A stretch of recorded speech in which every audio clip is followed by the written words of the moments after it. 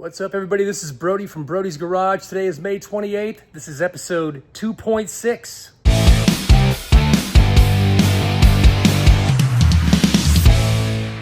Hey guys, how's it going out there? I figured I'd give you guys an update. Been kind of kicking ass here at the shop lately.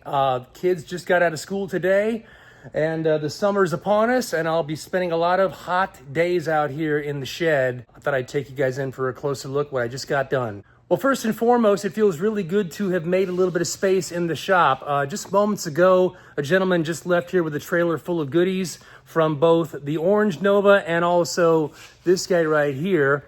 This car came with a Heights front subframe suspension. He took that. He also is buying my old shell. That's right, the wrecked orange Chevy 2. He's going to be picking up that shell, and along with it, he took the doors, the trunk lid, and a few other items, the roll cage out of that car. And also I had a second new aftermarket hood that came with this car. That was all part of our arrangement. So he just left. I just swept up the shop here, and it sounds like a bird just like did a kamikaze nosedive out there. Anyway, he just left. I just swept up the shop. Feels good to have cleaned up a little space. And what I'd like to talk about next is I began the installation of my Church Boys Racing triangulated 4-link suspension. That's a mouthful. Let's go in for a closer look. Okay, so I've got my camera in sort of widescreen mode right now so I can capture more of the image here in my frame. And basically, I'm going to start walking you through the installation of the Church Boys Racing triangulated 4-link rear suspension. I will also be getting the front modular subframe and front suspension from them as well. But this is what they shipped me first, and so, hey, I thought perfect. A great way to get started on the underside of the car, stiffen up the chassis before I do anything up on top. It begins by removing some bosses in the floor pan that stick down here. So you can either take a hammer and smash them up, but I just cut mine out, and I'm going to do the final detail trimming on the upside. Basically, it's right underneath where the rear seat sort of clips into the floorboard. But I took those embosses out, welded in these boxes here. And these will serve as a mounting point for the lower trailing arms or trailing links. Once that was in place on both sides, and I've got a little bit of cleaning up welding to do here, but I must say, I picked up a brand new Miller Multimatic 220 right there, and I'm very pleased with this purchase. It was not cheap at all. I was thinking I'm gonna go down to Harbor Freight, spend $1,000. I decided I'm gonna buy once, cry once, bit the bullet and got this. Very happy with it so far. Of course, a bottle of mixed 75-25 CO2 argon gas was part of the purchase. The next step after I got the boxes in was these plates right here. Church Boys Racing provides these, I think they're 3/16 or maybe even a 1/4 inch thick plates that go on the inside of your frame rails. And I tell you, that comes in very handy because when you do a Detroit Speed mini tub, which are these guys right there, they ship with some plates that go on the outside of the frame rails. And what you're going to end up doing is you're going to end up carving out a bunch of this existing frame rail here. You're going to end up starting probably about here and then notching this back almost to the point of this plate right there. So you're going to be cutting out a lot of this material here and then welding in a plate to box it back in. Well, with Church Boys, they ship this additional plate that goes on the inside to further reinforce that. And speaking with the guys from Church Boys, they actually do their mini tub installs a little bit differently than Detroit Speed does, even though they are an actual Detroit Speed product.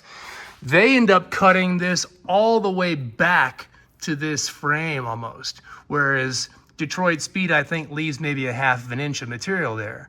And in doing so, they also moved that tub further inboard to get even more tire clearance than the Detroit Speed offers. So I think Detroit Speed advertises a 315 tire, and the guys from Church Boys have gone as much as a 335 back here. So we will see what I'm gonna do for that. But continuing on with the second step of the install, these plates went in, and that was a pretty straightforward install. They come with holes in there that you do a plug weld first, and then you go around the perimeter. Now, I've only stitch welded mine so far in places because I was a little concerned about too much heat and warping it, but I think I'm gonna go ahead and fully weld that all the way around. I'm just gonna go slowly and take my time.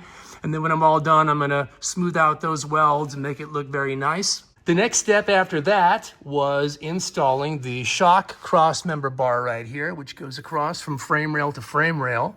And the instructions say to basically put this thing as close to the trunk pan as possible while still allowing a 3/4 socket to fit on this bolt, because you will need to be able to get these bolts in and out for the upper shock mounts. So once that was in and tacked and welded, and of course, as I'm going, I'm trying to keep everything level. I've got my little digital gauge there for the level to make sure everything is lining up. You also want to make sure things are front to back evenly. By the way, I had supported the car on the hoist in 3 places. I have it supported here under the pinch welds, under the rocker. I've got it supported up at the very front of the subframe here. And I also took 2 of these under hoist stands, and I had them just taking some tension off the back here, just to kind of keep everything supported from front to back. By the way, nice, huh? We'll be getting to that shortly. Once I got the shock cross member mounted in there, the next one was this forward 4-link bar. So pretty much the same idea. It just goes in there, and it kind of has a slight taper to it, so it only fits in one way. And once you get it kind of snugged in with the bottom of the frame rails on both sides, you tack it, weld it in. And after this, the next thing I started on was these subframe connectors. So the Church Boys Racing subframe connector starts off with a box that goes up over your existing subframe, which probably, just like mine, yours is going to be dented and mangled up from people putting floor jacks underneath these things. I even tried to pull mine out a little bit, but I got it close enough. You start by putting these boxes on there, and you want to make sure that they are both an equidistant measurement from this front mounting surface here. I think mine ended up being like 11.5 inches from face to the edge of this box or something like that. You can also measure from front to rear. But once those are lined up, you can either support them with a jack or put a couple tacks in them. And then you want to fit your subframe bar from front to rear. That mounts to the 4-link bracket there. And once that's in place, you want to take these little bat wings. They ship it with these little reinforcement gusset plates to tie it to this floor brace here. Now, in their drawing, theirs goes up a lot further than mine, maybe like halfway up this brace. But I'm telling you, I had mine centered here, and I had it centered there, and I even had a jack underneath pushing it up, and that's about as far up as mine went. Or I should say, maybe my floor pan is just sitting up higher than others, but that's where they ended up. I figured it was good enough, and they are welded all the way on the inside and the outside. And the way you get to that is you want to first fit everything up there, put just a couple tacks on this plate here, take the bar out of the way, and then you can get up inside there and fully weld that inside and out. Then you put your bar back up, finish welding everything in. And I got to tell you, for not being a professional welder, my little Miller Multimatic does a pretty fine job laying down a bead there. Now, I was about to swing over and do this side, and then I realized something. You guys notice what it is? You see that little square there? When I got the car, I was looking down from above, and I saw, I wonder why they cut out that little square section of the floor pan. Oh, well, no big deal. I'll just patch it back up. It wasn't until I got this in place and was about to get my little bat wings and test fit them, I'm like, what is going on here? This entire brace that goes across the floor pan is completely missing. As you can see, it goes under here, just like right there, goes all the way over to the rocker. Well, mine's missing. Thankfully, I was able to jump online to classicindustries.com, and they had one in stock. So I ordered a driver's side brace along with a half patch panel for the driver's side, which should give me enough metal to replace this whole half of the transmission tunnel, which is cut out for some reason, as well as that little patch there. So I'm gonna be able to replace that entire quarter of a floor pan right there, along with my new brace. And then at that point, I can finish this up. I just put a couple little tacks to hold it in place for now.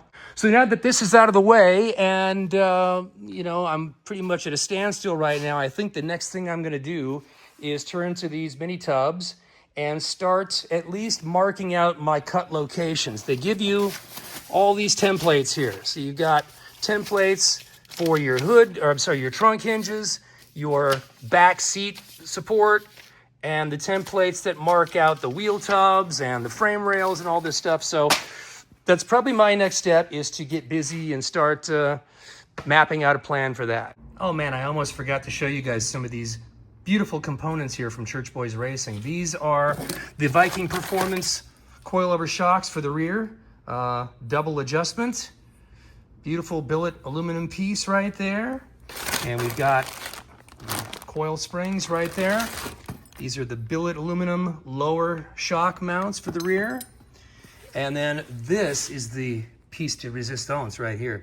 This is mainly, I don't know, one of the main reasons I went with Church Boys Racing. I love the idea that everything is freely articulating on the suspension. So rather than a rubber bushing, every link, every control arm gets one of these Ride Tech, I guess you'd call it a Heim joint.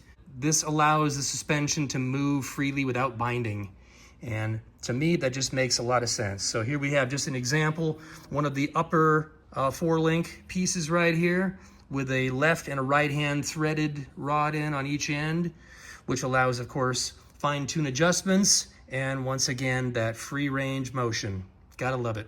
And here we have the, it looks like a 7/8 inch diameter rear anti-sway bar and a bunch of grade 8 hardware. Those again are the plates from Detroit Speed to reinforce the outside of the frame rails. And here are the mini tubs themselves. We have a driver's side and a passenger side. The driver's side one is bigger to clear the stock gas filler neck. Here are my old wheels and tires from the previous build. We've got a set of Weld Racing S77. I don't know if they're a 2-piece forged or 3-piece, but I think they're a 2-piece forged wheel. Don't quote me on that. They're beautiful wheels, and I still haven't really found anything that I like better than these, but these were 18x9s on the front with a 255/35 ZR18 tire, Toyo Proxys.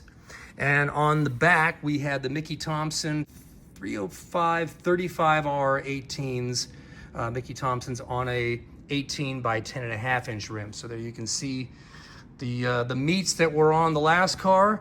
I may end up just going with these on the next build, or I may try to stuff a little bit wider tire on the back. We shall see. I should also point out that I finally got my Emax compressor fully functional. I had this filtration system that I picked up on Amazon for, I don't know, $100 or whatever. And it's just been sitting here. The compressor's been doing nothing at all. But now that I've been in need of air for my grinders and cutoff wheels and stuff like that, I figured, well, I better get this thing going. Picked up a reel hose from Amazon as well, and that filtration system.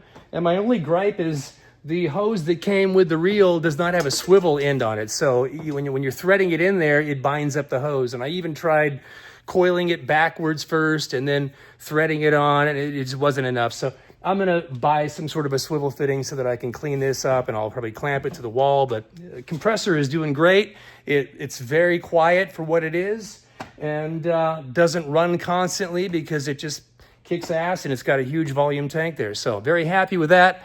Very happy with my Miller welder so far.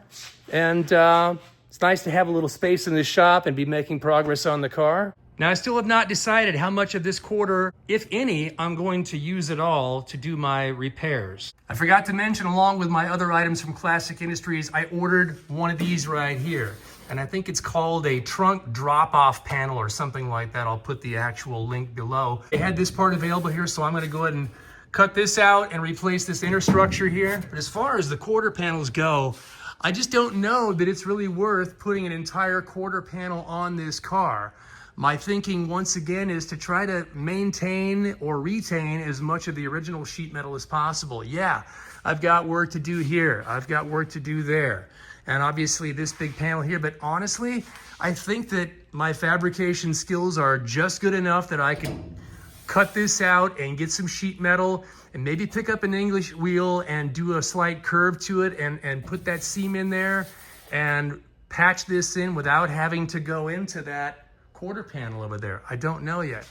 Got some Bondo that needs to come out still. But as you can see, quite a bit of rot right here, but otherwise, man, you know, welding up these holes is not that big a deal. The tops of the quarters are in really good shape. The gaps at the door fit really well. I just don't think I want to mess with putting in an entire quarter panel. The driver's side is actually maybe even slightly better. Once again, we got some rot there, some rot there, and you know, I could trace this out, cut this piece out, trace it on, and build a new panel and butt weld it in there and smooth it out, and I think I'm gonna be in good shape. There's a dent here on the bottom side of the driver's door, but once again, I think I could probably get crafty and either put a block of wood on the other side and close the door and get it to pop out a little bit, or do some prying or hammer dolly work, but I'm not too worried about the rest of the car, honestly. What do you guys think? For the firewall, I'm really going back and forth on what I wanna do. The obvious go-to things are you fill in all those holes, or you cut out a plate and you weld it in there and smooth all that out and get rid of all these other unnecessary holes, because I won't be using, I think this is the emergency brake cable. This is for the original throttle lever that comes out of there. All this sort of unnecessary junk around the steering column. I built a nice mount for the old car. I can do that again. But I'm also starting to think maybe I will get rid of the wiper assembly entirely. And of course, I don't need the heater and all that stuff. I might just do a recessed, sort of smooth looking firewall on this car and just cut out basically everything that goes around there all the way up to almost to the top of the lip of the firewall or the cowl, and come down around here and just build a new flush mount looking smooth firewall. What do you guys think? So I think that's gonna wrap it up for today, and we'll call that part 1 of the Church Boys Racing suspension install. So in part 2, I'll be working on the mini tubs, and hopefully within a couple weeks, I'll start getting my rear axle. I'll be getting the front modular subframe and the front suspension, and you know, who knows? Maybe within a few weeks, I'll have something underneath this thing and I'll have to bolt my wheels on it and set it on the ground, and it'll look like a functional car. And now for the most exciting part of this episode. Come with me. I just picked up something here the other day, and it just arrived, and it's right there. The Bamboo Lab H2D 3D printer, along with the AMS material filament feeding system right there. I can't tell you how excited I am to start working with this thing. I've also got a 3D scanner coming in a few days, and my plan is to start scanning that car and start building some one-off custom pieces, along with things for the kids, toys, household items. Who knows? The sky's the limit, and I've already started racking my brain of like, what can I do with this thing? But this thing is kind of the newest, latest and greatest from Bamboo Lab. I don't know squat about 3D printing. I've never done it ever. So this will be my debut experience with this, but I'm very, very excited. Anyway, I think that's gonna do it for today. I'm gonna head on home, but I'm feeling really good about where I'm at with the shop and with the build so far, and parts are coming in, and I gotta tell you, it reminds me of the first build and what a thrill it is every time the doorbell rings and there's a box on the front porch, man. Just getting all this brand new stuff again and going shopping it's fun. It's risky as hell. I'm dumping a ton of money into this and into the shop, of course.